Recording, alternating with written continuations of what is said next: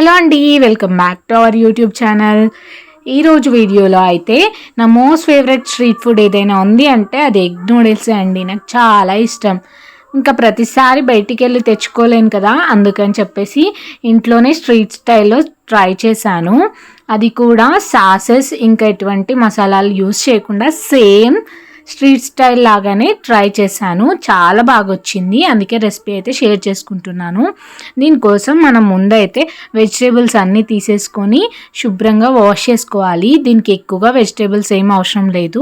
Just పచ్చిమిర్చి, onions, carrots, ఇంకా మీ దగ్గర క్యాలీఫ్లవర్ అలాంటివి ఉన్నా కూడా యూస్ చేసుకోవచ్చు. కానీ నాతో ప్రస్తుతానికైతే ఇవి ఉన్నాయి. ఈ విధంగా అయితే సన్నగా పొడుగ్గా కట్ చేసుకొని పెట్టుకోవాలి. ఇప్పుడు మన రెసిపీలోకి మోస్ట్ ఇంపార్టెంట్ ఎగ్స్ కదా, అందుకోసమని 2 ఎగ్స్ అయితే తీసుకున్నాను. ఇంకా నెక్స్ట్ ప్రాసెస్ ఏంటి అంటే స్టవ్ పై ప్యాన్ పెట్టుకొని దాంట్లో బాగా వాటర్ పోసుకొని ఆ వాటర్లోకి కొంచెం ఆయిల్ వేసుకోవాలి. ఈ ఆయిల్ ఏంటంటే నూడిల్స్ అన్నీ స్టిక్ అవ్వకుండా ప్రొటెక్ట్ చేస్తుంది. అలాగే కొంచెం సాల్ట్ కూడా వేసాను. ఇక్కడ నేను హక్కా నూడిల్స్ అయితే తీసుకుంటున్నాను. ఇవి 100% వీట్ ఫ్లోర్తో చేసినవండి, అందుకే చాలా మంచిది హెల్త్కి. మనం మైదాతో చేసినవి అయితే హెల్త్కి అంత మంచివి కాదు, కానీ ఇది చాలా బాగుంటాయి. అందుకే ఇవి అయితే తీసేసుకున్నాను. నేను నాకు సరిపడేంత క్వాంటిటీ చేసుకుంటున్నా కాబట్టి ఇంత అయితే తీసుకున్నాను. ఇప్పుడు వీటిని కాస్త సపరేట్ చేసుకోవాలి.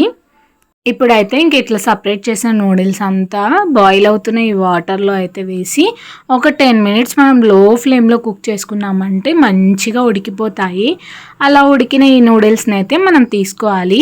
ఎటువంటి వాటర్ లేకుండా మంచిగా తీసుకొని దాన్ని ఇలా సపరేట్ ప్లేట్లో అయితే వేసేసుకోవాలి.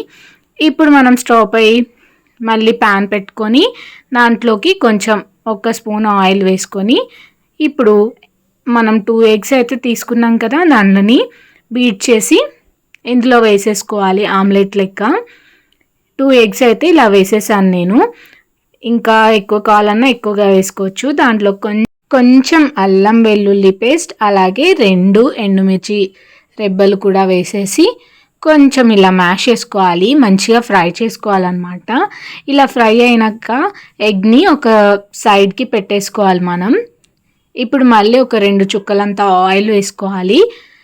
వేసేసుకున్నాక దాంట్లోకి అయితే మనం పచ్చిమిర్చిని ఇలా సన్నగా పొడుగ్గా కట్ చేసుకున్నాం కదా, వాటిని కూడా వేసి మంచిగా వేయించుకోవాలి. ఫస్ట్ అవి కొంచెం వేగిన తర్వాత ఆనియన్స్ కూడా సన్నగా పొడుగ్గా కట్ చేసుకున్నవి, అలాగే క్యారెట్ కూడా వేసి మంచిగా వేయించుకోవాలి.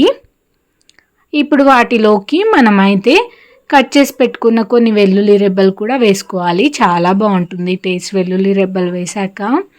అంతా బాగా కలిపేసుకోవాలి. ఇప్పుడు మనం కరివేపాకును కూడా మంచిగా కట్ చేసుకొని దాన్ని కూడా వేసేసుకుంటే ఇంకా బాగుంటుంది. ఇప్పుడు ఎగ్ ఏదైతే మనం ఫ్రై చేసుకున్నామో అది ఇంకా వెజిటేబుల్స్ అన్నీ కలిపి ఫ్రై చేసేసుకోవాలి. కొద్దిసేపు దానిపై క్యాప్ పెట్టేసి మనం ఒక 2 to 3 మినిట్స్ అలా వదిలేసేస్తే మనకు ఈ విధంగా అయితే అయిపోతుంది, వెజిటేబుల్స్ ఇంకా ఎగ్ అంతా కలిసి. ఆ తర్వాత మనం బాయిల్ చేసి పెట్టుకున్న నూడిల్స్ ఉన్నాయి కదా, అవి వేసేసుకోవాలి. దాంతో పాటుగా కారం, అలాగే కారంతో పాటుగా మనం కొంచెం ధనియా పౌడర్ యాడ్ చేస్తున్నాము. ఇక్కడ మసాలా ప్లేస్లో ధనియా పొడి యాడ్ చేసినా కూడా మసాలా అంత ఫ్లేవర్ ఇంకా టేస్ట్ మనకు వస్తుంది. అంత బాగా మిక్స్ చేసుకోవాలి. ఇక చివరిలో టేస్ట్కి సరిపడేంత సాల్ట్ కూడా వేసుకోవాలి. మనం ఫస్ట్ బాయిల్ చేసేటప్పుడు కొంచెం వేసాం కాబట్టి ఇప్పుడు కొంచెమే వేసుకున్నా సరిపోతుంది. అంత బాగా మిక్స్ చేసుకోవాలి. ఇంకా కొద్దిసేపు అయితే మనం మళ్ళీ క్యాప్ అయితే క్లోజ్ చేసి పెట్టాలి.